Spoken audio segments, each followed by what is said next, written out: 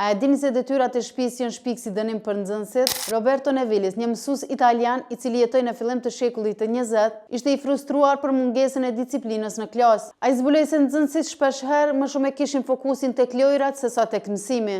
E në natë sipër, ai vendosi që t'i ngarkonte me detyra edhe në kohën pas mësimit. E kjo jo vetëm si dënim, por edhe për të përforcuar mësimet që i merrni në klasë. E njëkohësisht edhe për t'i inkurajuar që të merrni më seriozisht mësimin.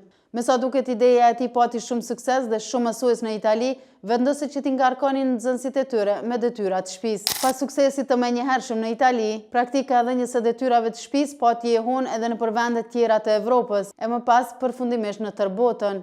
Se detyrat e shtëpisë janë pjesë standarde e sistemit arsimor pothuajse në çdo vend, dhe miliona nxënës në gjithë botën shpenzojnë orë të panumërta gjatë gjithë javës duke u marrë me detyrat e shtëpisë. E gjitha kjo fal idesë së Roberto Nevilis. Ideja e dhënies së detyrave jashtë klasës mbetet një nga elementet më të qëndrueshëm të sistemit arsimor. Ajo është zhvilluar, kritikuar, përmirësuar dhe ripërkufizuar me kalimin e kohës, por thelbi i saj mbetet i njëjtë: të ndihmojmë nxënësit të mësojnë më mirë, të jenë më të disiplinuar dhe të ndërtojnë zakone të cilat do t'u shërbejnë për tërë jetën.